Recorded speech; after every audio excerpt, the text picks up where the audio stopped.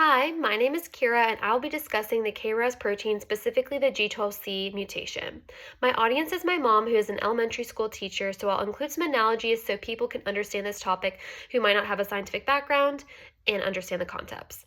So, the KRAS protein is located in the cytoplasm, which is fluid inside the cell, and it is near the cellular membrane where this is located, which is the outer boundary of the cell. It is located near the cellular membrane because it can receive signals from outside the nucleus to cause a signaling cascade with other proteins, which is where proteins pass a message from one to the other.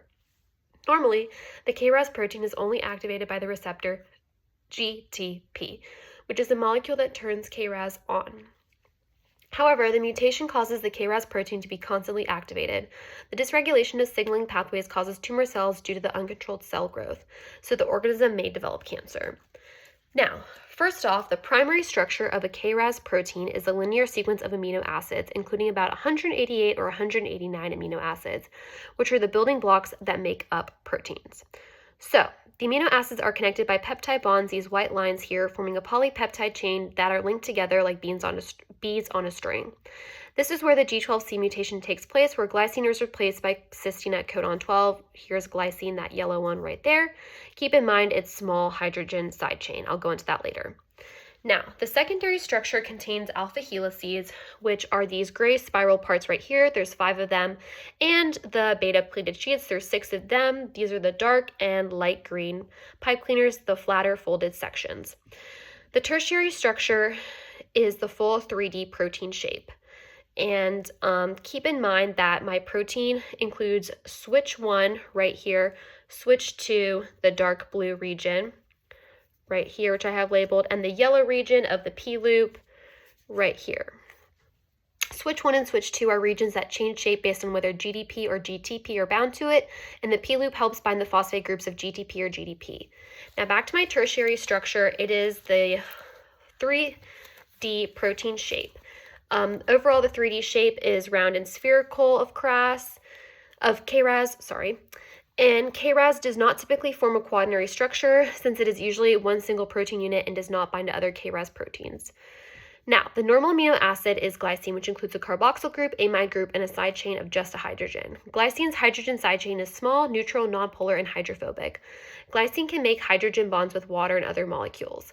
The mutated amino acid is cysteine, which includes the thiol group and its side chain. Cysteine is hydrophobic, nonpolar in the context of a protein structure, negatively charged, and has a larger side chain than glycine. It can form disulfide bridges with another cysteine due to the presence of the thiol group, which bonds them together.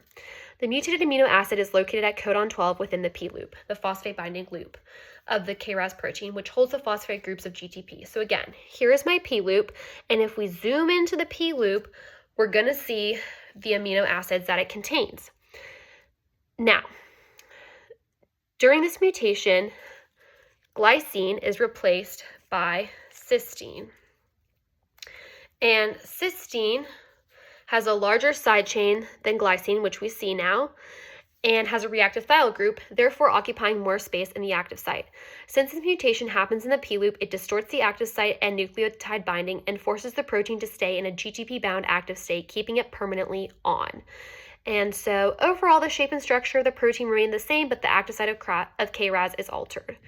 Overall, KRAS serves as an on-off switch that regulates cell growth. Normally, the KRAS protein is only activated by the receptor GTP, but this mutation leads to a different function because the G12C variant leads to an overly active protein causing uncontrolled growth.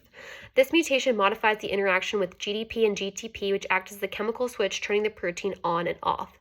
Since this switch is no longer working properly, the protein is continually activated and no longer regulates growth.